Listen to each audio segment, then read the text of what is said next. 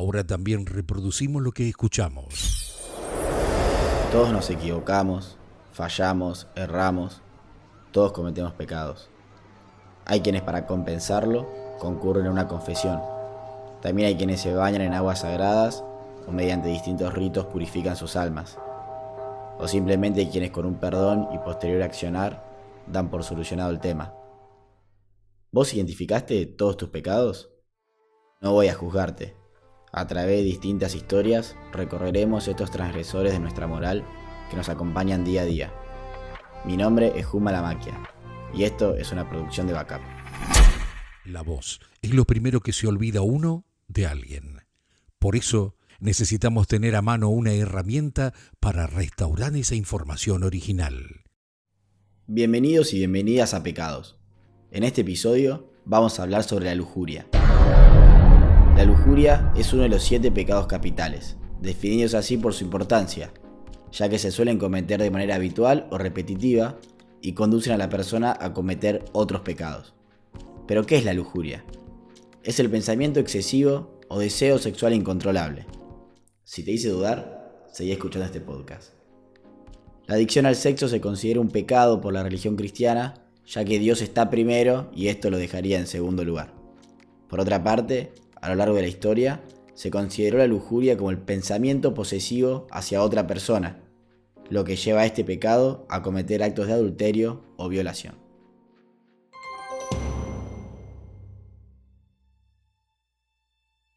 En Mar del Plata, durante casi 2 décadas, funcionó en la zona de Playa Grande un cabaret llamado Madajos, el más conocido en la historia de la ciudad.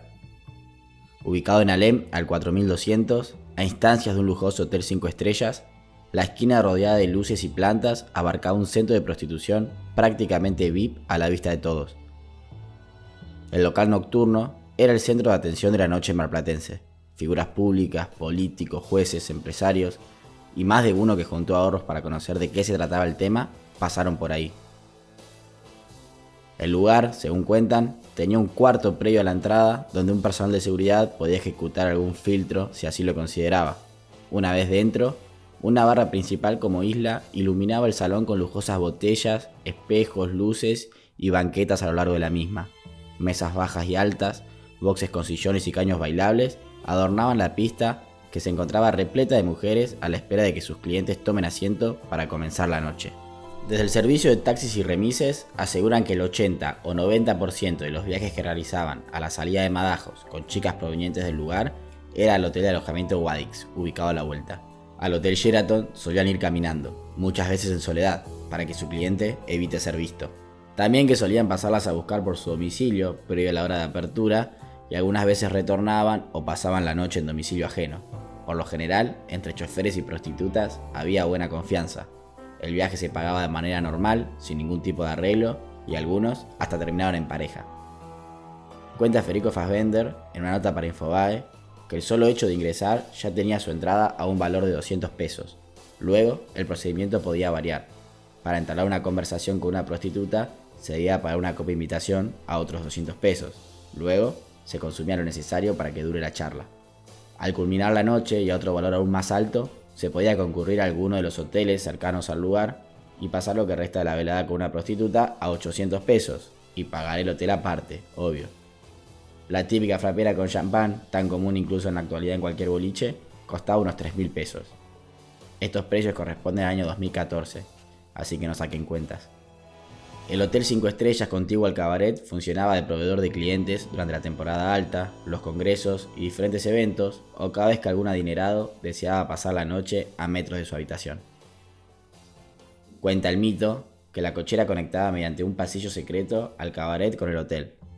Este dato fue desmentido según pudo averiguar la producción de este podcast con ex empleados del hotel, pero mitos son mitos. En septiembre de 2014, Madajos fue allanado. Mario Alberto Sazayán, Daniel Alberto Fay y Mario Lafalce fueron condenados por explotación de la prostitución ajena con una pena de solo 3 años de prisión de ejecución condicional, es decir, sin ir a la cárcel, y Antonio Darío Navarro por 1 año. Una condena distinta a la que se buscaba en la investigación original en el Juzgado Federal número 3, que se instruyó por infracción a la ley 26.364 de prevención y sanción de la trata de personas.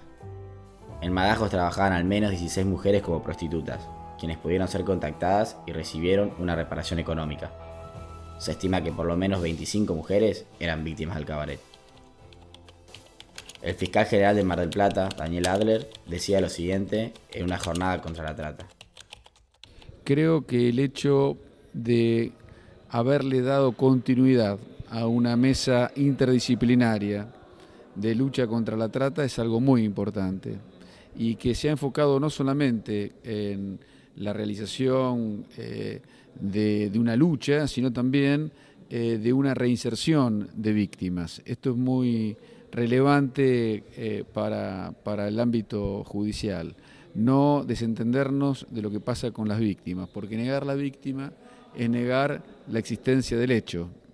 Pasado el juicio abreviado, Adler solicitó al juez Santiago Inchausti que 10 acusados sean juzgados en una segunda causa por delito de lavado de activos agravados, es decir, maniobras realizadas para dar apariencia lícita a sumas millonarias de dinero obtenida de la explotación económica y sexual de mujeres. En el marco de la causa por lavado de activos provenientes de la explotación sexual de mujeres en el local Madajos, se dictó el embargo de la propiedad y fue adjudicada para que la pueda utilizar la asociación Mundo Igualitario, que lucha por los derechos de la comunidad LGBTIQ.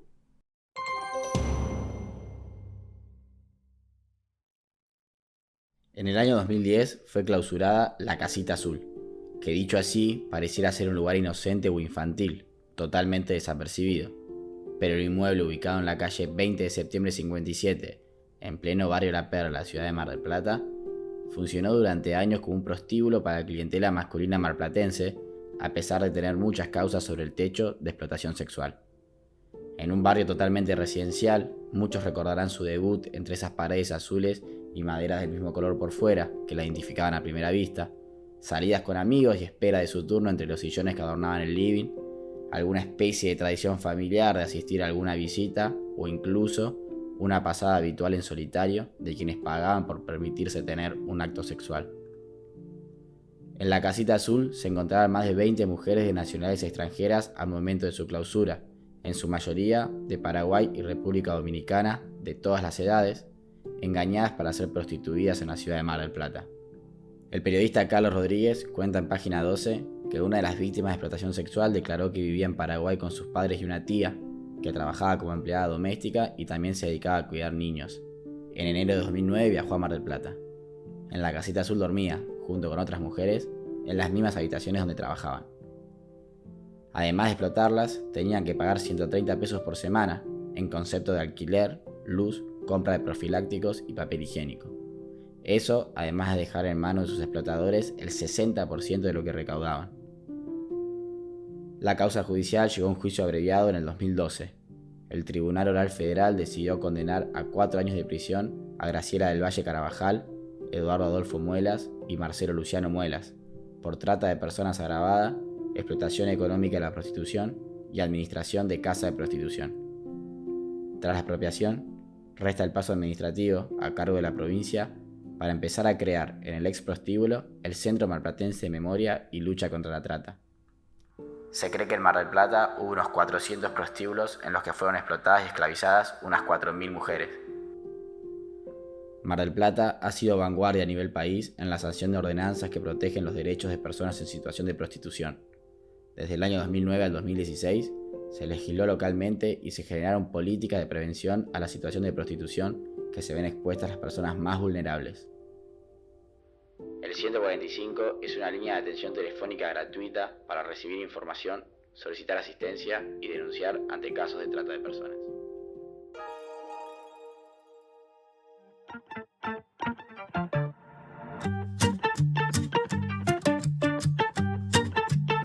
A mí me enseñó la calle lo que no aprendiste en Harvard.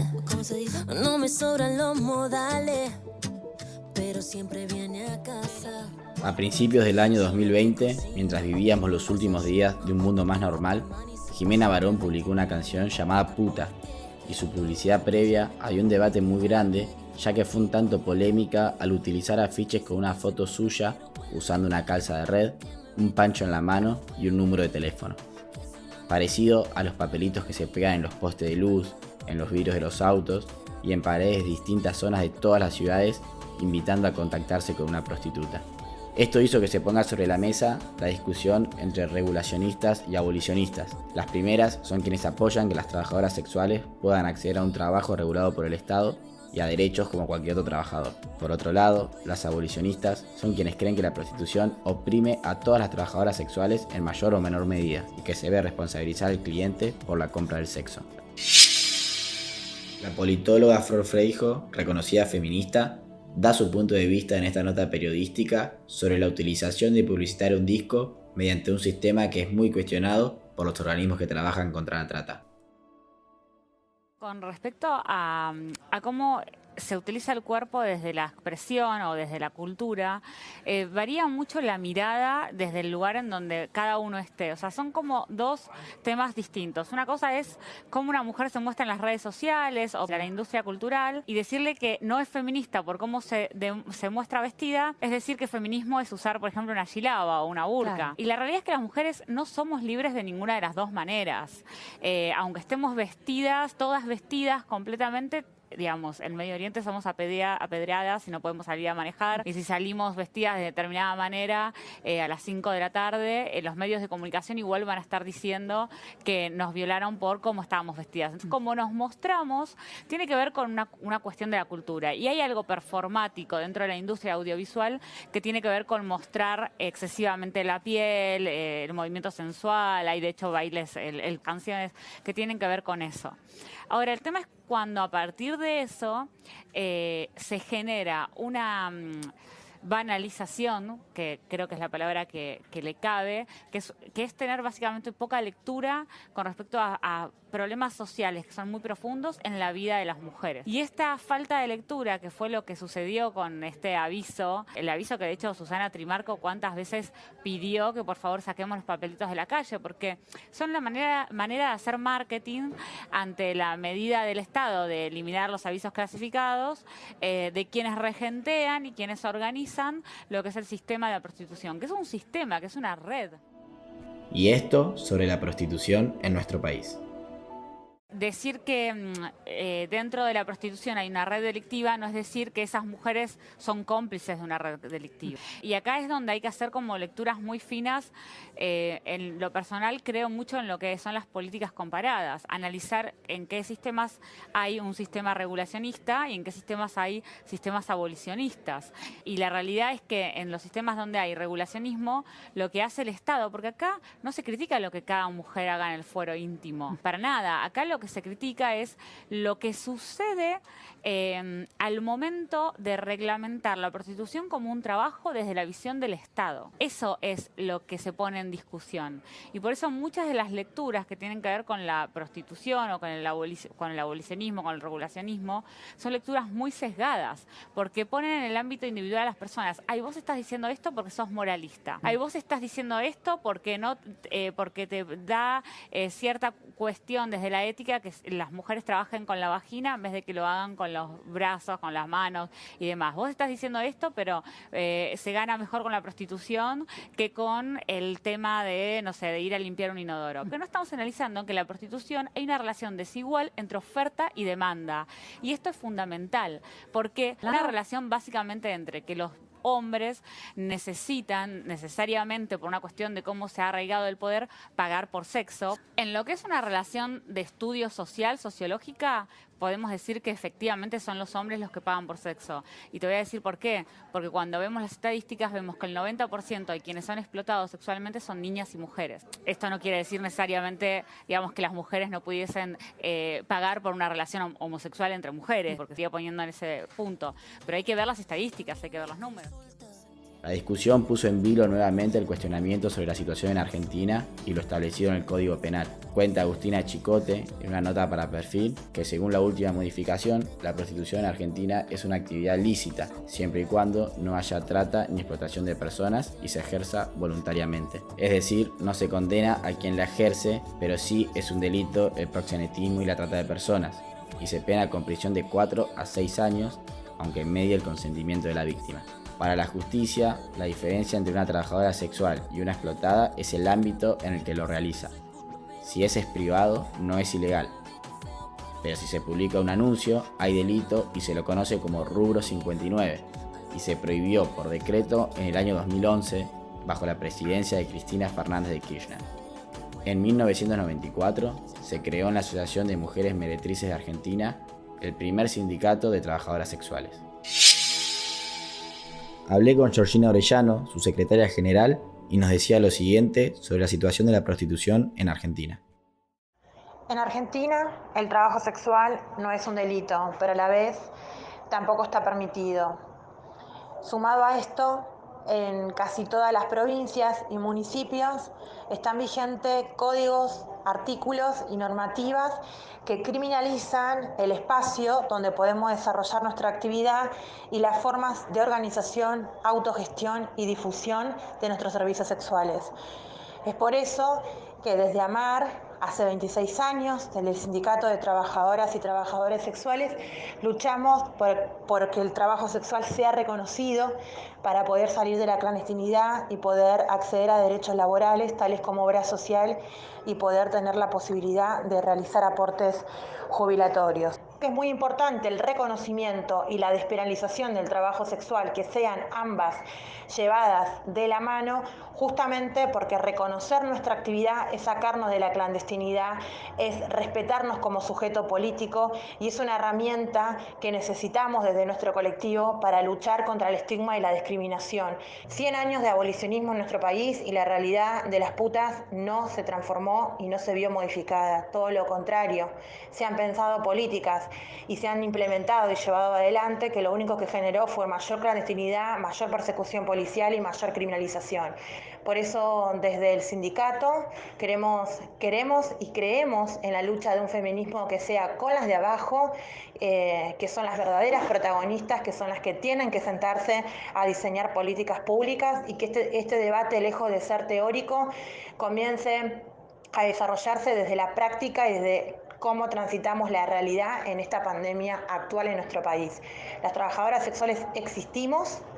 Las trabajadoras sexuales somos un sujeto político, las trabajadoras sexuales estamos organizadas en Argentina hace 26 años, las trabajadoras sexuales nos organizamos producto de la represión y seguimos organizadas transitando una pandemia, haciendo lo que el Estado y el abolicionismo nunca hizo, que es resolverle los problemas que tenemos y atravesamos en desigualdad de condiciones quienes ejercemos el trabajo sexual.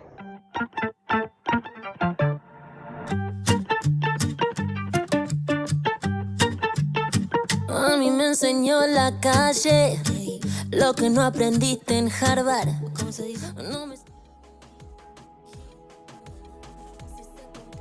Uno de los mayores problemas en Argentina en cuanto a la prostitución es la falta de datos oficiales.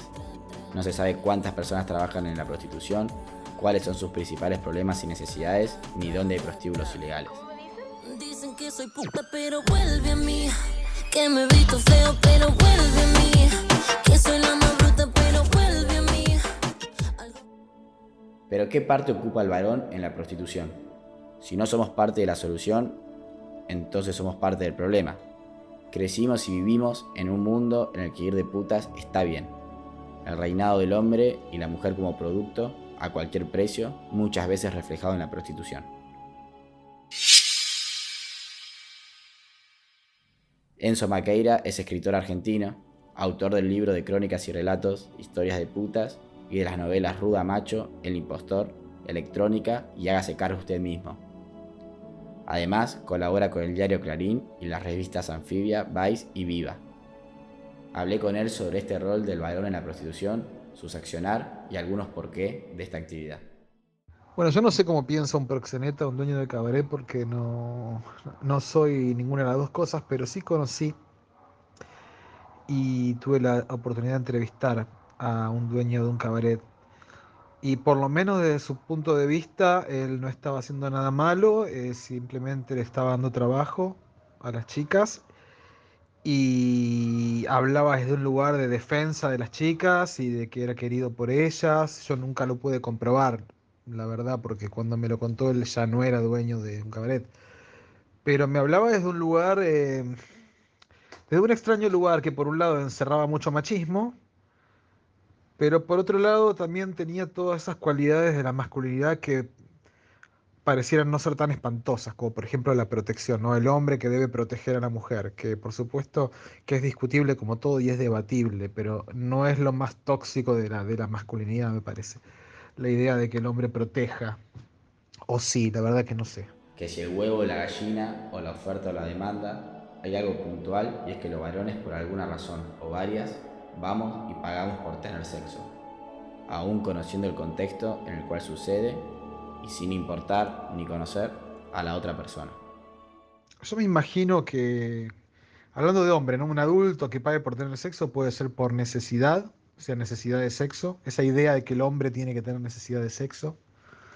Una idea muy patriarcal de que los hombres no podemos controlar nuestra biología y nuestros impulsos sexuales y que necesitamos sí o sí descargarnos, que no es otra cosa que una idea instaurada, instalada, así como a las mujeres se instala la idea de que deben reprimirse, a nosotros es que no debemos reprimirnos y creo que muchos hombres detrás de eso, detrás de ese mandato, pagan por tener sexo. Yo de adulto nunca lo hice de adolescente. Y en mi caso lo hacía un poco por eso, por el mandato. Bueno, tenía que tener sexo. Las mujeres no me daban bola, entonces pagaba por sexo. Punto. Sabía cuál era la situación de las prostitutas en ese momento, te estoy hablando de hace más de 20 años atrás. No la sabía del todo, podía intuir, tenía una idea, pero no lo tenía tan claro. Alguna vez me enfrenté con una situación que me hizo ver que era una cosa horrible lo que estaba pasando, de llegar muy tarde en la madrugada a uno de estos lugares, a un cabaret, y, y que despertaran a las chicas para atender a los clientes. ¿Por qué alguien se calienta por tener sexo con una menor, una total desconocida o una persona en situación de trata y paga por ello? Y siempre me pregunto eso. Uno no elige cuál es su sujeto o su objeto de deseo, me parece. Y creo que para muchos hombres deben sentir deseo por, por sujetos que, con los cuales está mal visto o es ilegal directamente que tengan deseo. No, no sé si es una enfermedad, no sé si es una patología, no sé si es una cuestión biológica, no sé qué es. Lo que me imagino, y que si eso lo puedo entender, es que debe ser una cruz, una carga muy pesada.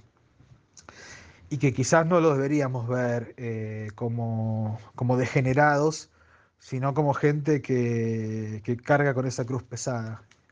Y ver de qué manera los podemos ayudar para, para que tengan una vida mejor, para que no tengan que cargar con esa carga, porque creo que de esa carga y esas frustraciones derivadas en esa carga se generan luego las violencias que se generan.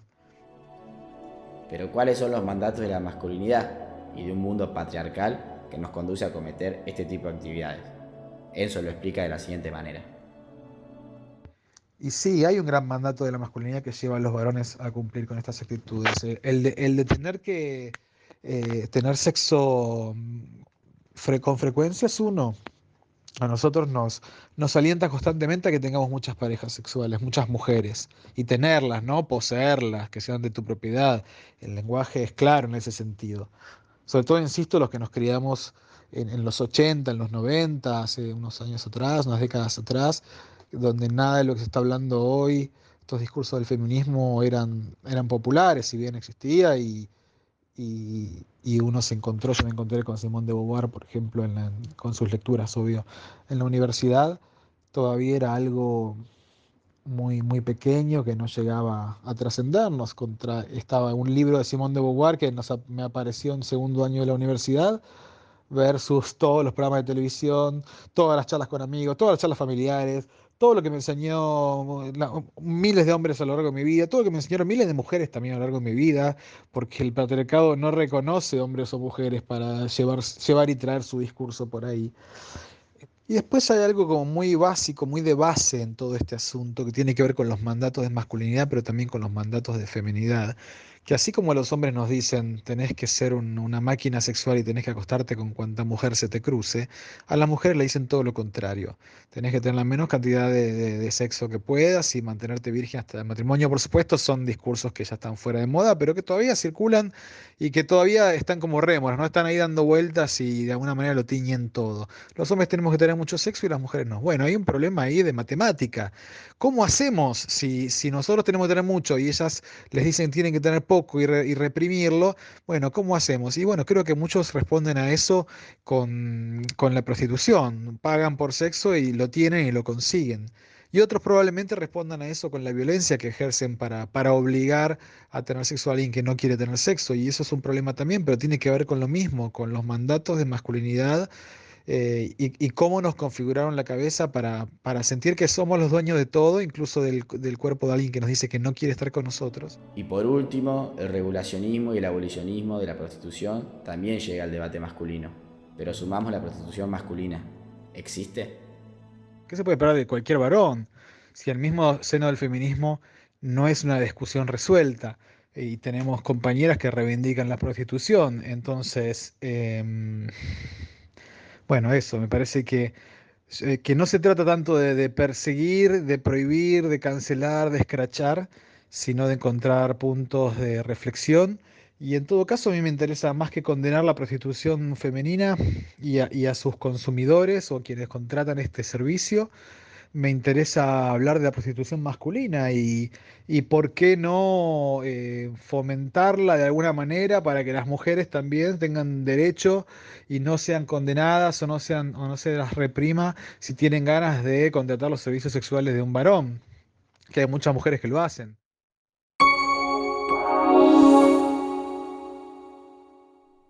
Llegando al final de estas historias, los usos, costumbres y patrones culturales nos atraviesan en todo momento, y aunque de manera individual no logremos llegar a la mejor opción y al bienestar general, la presencia del Estado es inminente. Ninguna solución llega sin la ayuda y el control del mismo. La prostitución abarca una serie de actividades que van más allá del sexo, pero no por la prostitución en sí. Hay un patrón común en la mayoría de sus consumidores que muchas veces afecta el accionar bajo vicios y oportunidades que van por fuera de la moral, pero inmersas en un mundo inmoral, y guiados por otros actores que llevan a la prostitución a lugares no deseados. Y si de oportunidades hablamos, deben ser ellos quienes brinden a quienes lo desean la posibilidad de llevar adelante su propia historia. Pero recuerden con qué empezamos. La adicción al sexo, conocida como lujuria, es un pecado, o por lo menos un episodio.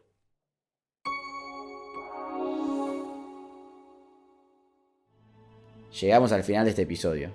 Muchas gracias por acompañarnos y a quienes participaron. Espero que se hayan entretenido. Y de mi parte, fue un placer. Nos escuchamos en el próximo episodio de Pecados, en la próxima historia. Mi nombre es Juma La Maquia y esto es una producción de Backup. Te invitamos a seguirnos en las distintas plataformas de reproducción de podcast y redes sociales. Escribinos a podcast@backup.com.ar. Directora Albertina Márquez To. Coordinador de contenidos Marcelo Díaz.